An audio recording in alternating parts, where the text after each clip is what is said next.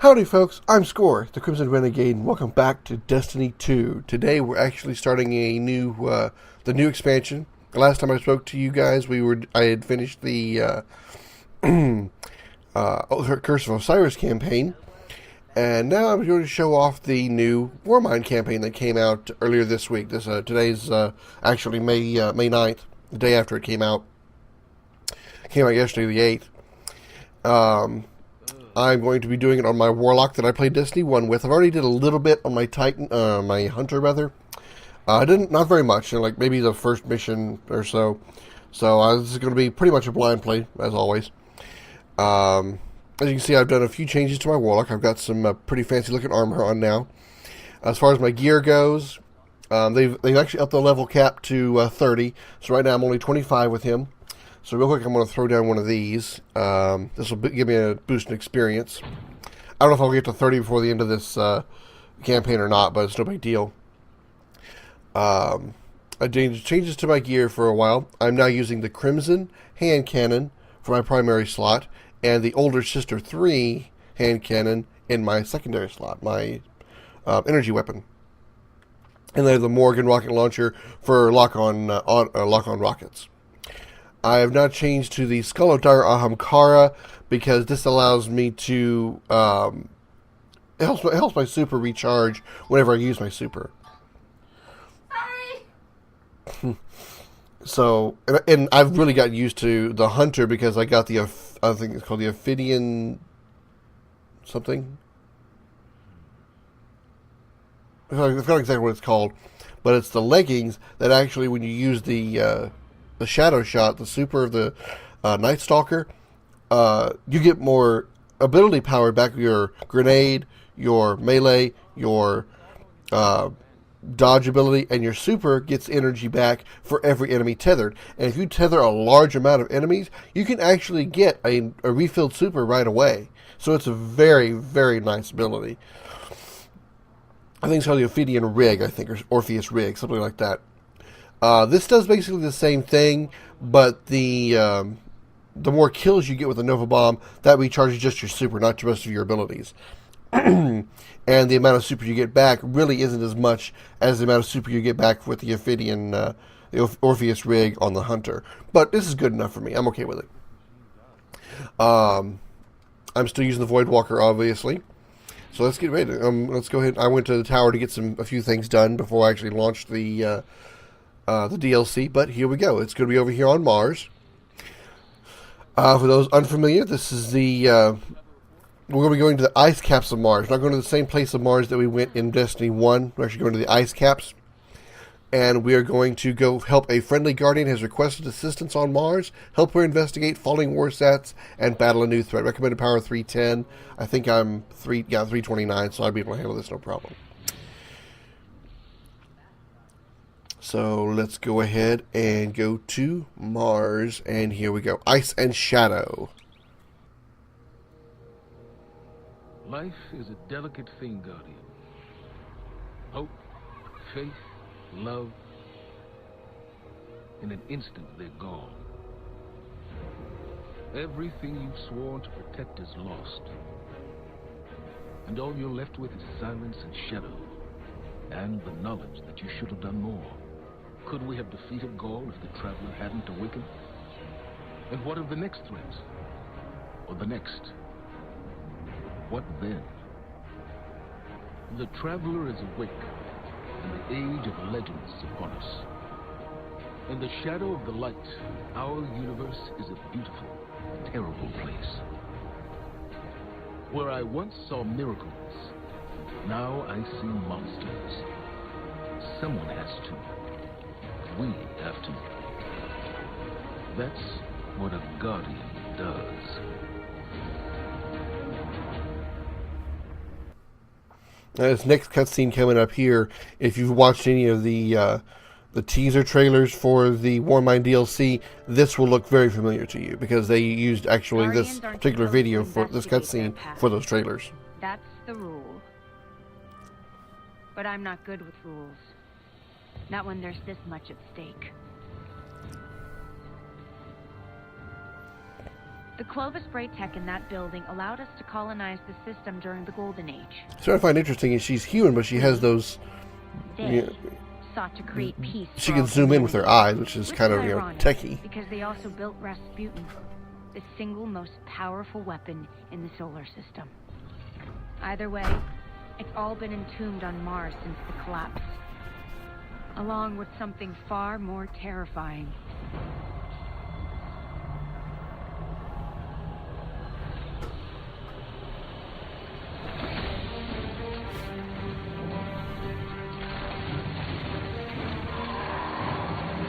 And you can tell by those first two guys there, those are Thrall. Our main enemy here is going to be the Hive. Hive with frozen armor, mind you, but it's still a Hive.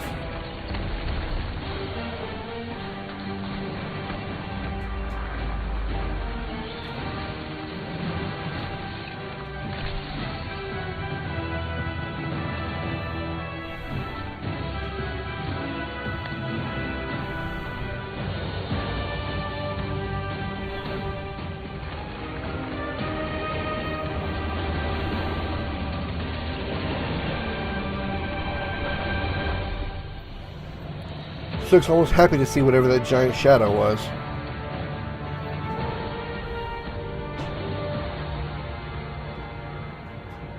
I'm really looking forward to this expansion, not just because I'm hoping it kind of fixes a lot of the things and brings a lot of people back to Destiny, because it's kind of Destiny 2 has kind of gone downhill as far as the fan base goes, but really, as far as I'm concerned, I'm really hoping that this really gives a lot of information about the Warminds, because I've really been interested about them ever since they first talked about them in the first Destiny.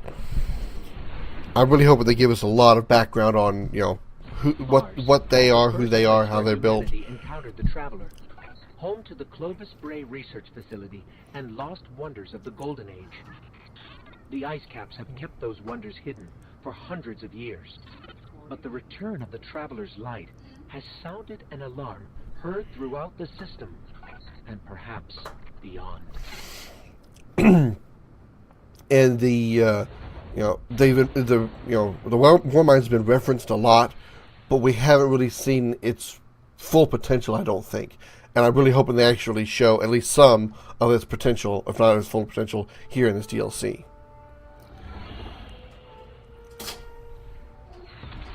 The Red War is over, but Gaul's forces, what remains of them, have been scavenging during their retreat.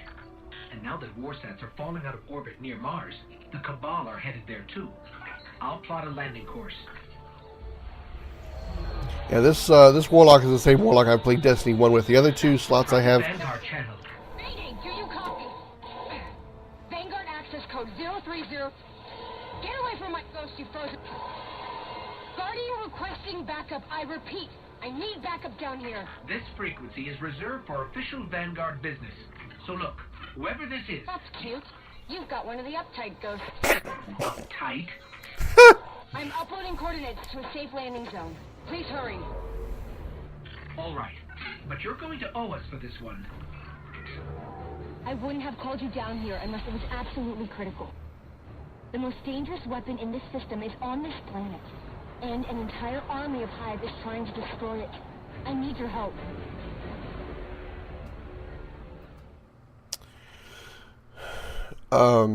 Fuck, what was I saying when I stopped? Oh, this is my Warlock from Destiny 1. My other two character slots have been switching back and forth between Hunter and Titan a few times, because just they're not the Titan and Hunter that I have left are not the ones from the original Destiny 1, because mainly this was my main from Destiny 1, so I'm not going to ever delete him for any reason. My Titan and Hunter I've changed around a few times, so anyway, here we go. We've touched down on the surface of Mars, Guardian. What's your status? Are you safe? For now, but there's a whole lot of not safe between us and the Clovis Bray facility, which is where we need to be. What's so important there? WARSATS, like the one that almost hit you on approach, have been dropping out of the sky since I got here, which usually means only one thing. Rasputin? The greatest weapon of the Golden Age you were talking about, but that's impossible. Nothing is impossible where Rasputin is concerned. Meet me at the facility. There's a crashed WARSAT right there. Now, you'll have to excuse me if I tend to play this a little bit more like a hunter, because I've done a lot of hunter lately. So I may forget exactly that I'm on a warlock now. So I may be trying to throw a grenade with my melee ability that I don't have. So you'll have to excuse me for that a little bit until I get used to the fact I'm on a warlock again.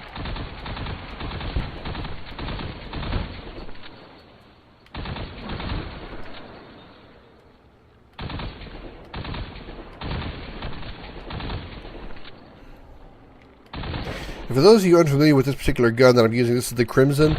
For those of you who played Destiny 1, you recognize the way it fires and the way it acts, just like the, oh crap, what was it actually called? The Red Death in Destiny 1. It was a pulse rifle that fired in 3-shot bursts, because that's what pulse rifles do. But upon scoring a kill, it automatically refills your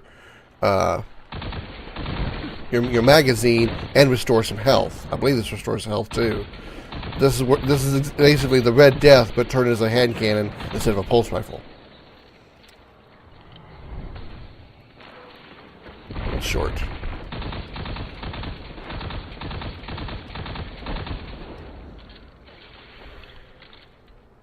And this is not my preferred setup as far as weapons go. My hunter has all my best weapons and best weapons setup, which is usually the Sunshot as my energy weapon, and the Better Devils as my primary hand cannon, and then I use the what is it called? Something Fang. Something Fang. I forget what it's called, but it's a sword for the hunter only sword. That's usually my setup. That's my hunter setup. And then, of course, I go Night Stalker because I have the Ophidian rig. Orpheus rig.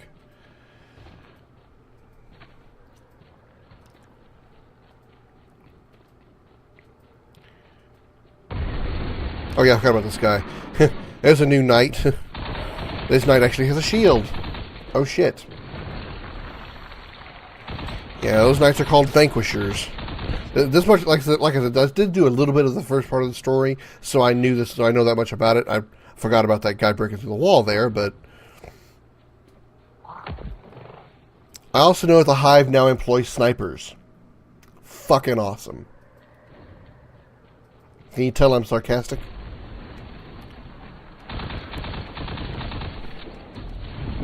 Oh, that's a hell of a miss. I got something.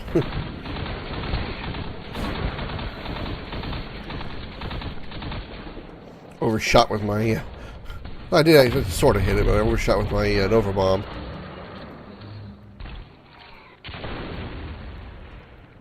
One great thing that they added recently to the game was an update. I think about like mid-April, called the Go Fast. Actually, it was late April, called the Go Fast update, and it was it increased the base movement of all characters. Their base speed. They move a little bit faster. And also increase the rate of charge for your abilities, and especially your super. I always thought the super in this game charged way too slowly. Well, it's still not as fast as Destiny 1, but it's certainly much better than it was before. Even if you weren't using abilities like the Skull of Dire Hamkara, which charges your super upon kills, or the Ophidian rig, or the Orpheus rig for the Night Stalker. And they also added Masterwork, what the fuck?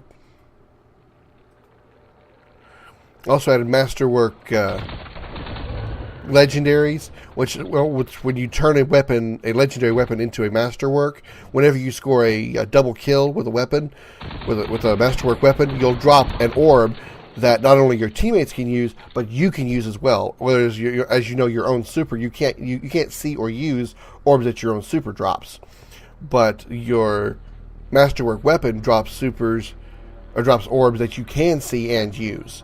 So that's kind of nice to boost your super too.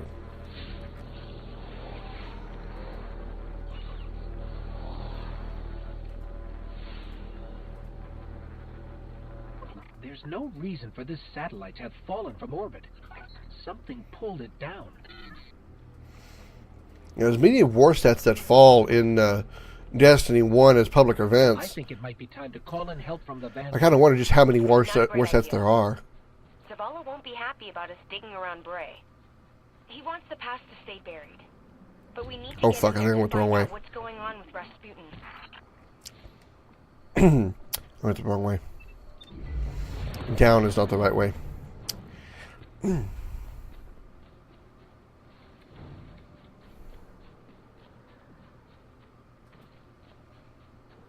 Up is the right way. Oops. Glacial Drift, Hellas Basin. And here we are. Here's the main public area. Welcome to Mars. What was that? Big. That's what that was. A very, very, very big.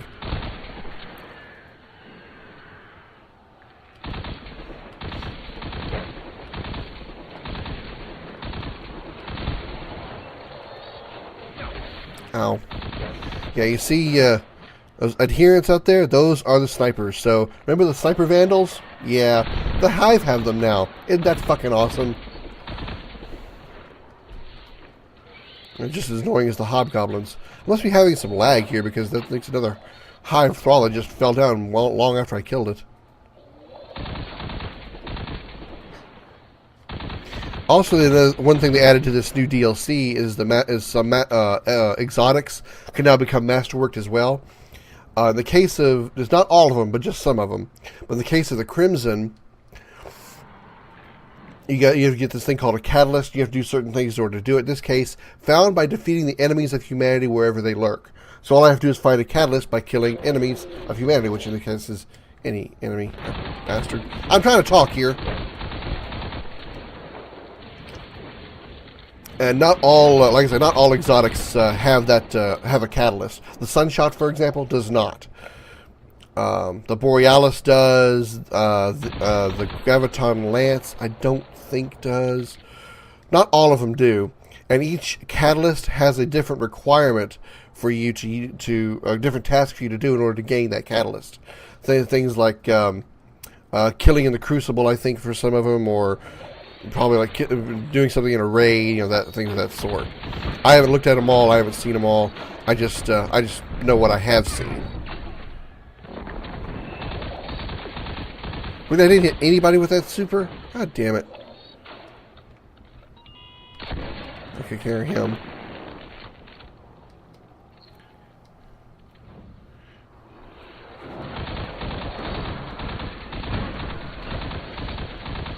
Haddock the Devoted. You see, they're sending a lot of named enemies at us early on.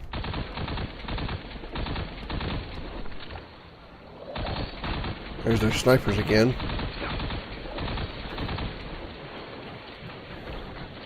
You can eat that grenade. You go ahead and have that while I go over here and shoot this guy. So yeah, they pretty much made the Hive all around pain in the ass now with the inclusion of snipers. It's usually just kind of sent a massive force of thrall at you. Then they had, big boomers and the knights, occasionally ones with swords. But now they have included snipers, and they're just a pain in the ass. Which snipers in general are a pain in the ass regardless of the race, but now that the Hive have them, they're even a bigger pain in the ass.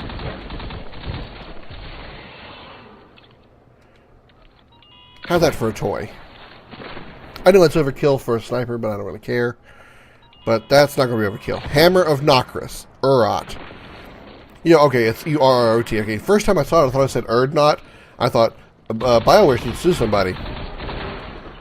Also, you can break their shield by just shooting it enough. You can't even do that with the Phalanx and the Cabal Phalanxes. Their shields, you can... Okay, you can break their shield, but they bring it back right away. I wonder if the Vanquisher does the same thing. See if he brings his shield back. I'll mess around with this guy for a little while, see what he does. Ow. What the fuck did he do? It's like he slashed at me and then went up the hill. It's like he doesn't bring his shield back. Okay, so he just becomes a knight at that point. Sword knight. Alright. I do like how they didn't just take the Hive and remodel them with ice armor. They actually made some changes to them. So I do like that. He's sniped again. You can tell by that purple line that you see. What the hell? Oh, fucking wizard.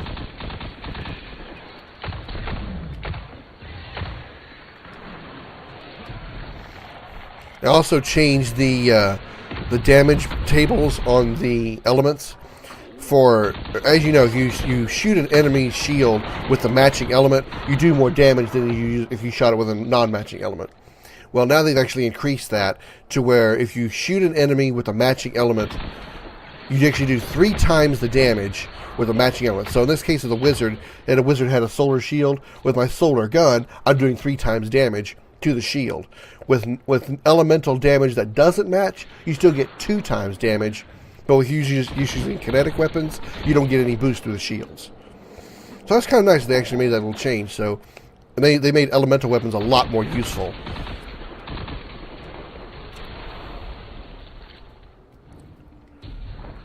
How about you kiss some of this? Don't hit that branch. I threw it too short. Damn it. Oh, I still hit him. Did 12,000 damage. I'd hit him dead on, probably would have killed him. And they're out. Okay. Guardian, you still with me? Yep. We're clear. Where to next? We found a Golden Age research facility buried inside a glacier. Where do you think? Meet me at the entrance to Clovis Bray. I was just looking around at some of the things I see here. It's like another area over there. Okay. Just Clovis Bray's over here. Can't summon my ride just yet. Oh well. Oh, before I actually go in here, I do want to show you one thing about the Crimson. As you can see, it looks different in the picture. That's because I'm using an ornament. This ornament I'm using here is called the Silver Bullet. Changed it to look like this. Here's how you know that it's actually a hand cannon version of the Red Death. If I were to take this off, see what it looks like. That's what the Red Death used to look like in a sense, with as a pulse rifle, with the blade on the front and the blood on the front and everything. So with the spikes, but I prefer the Silver Bullet design on it anyway. Reminds me less of Gears of War that way.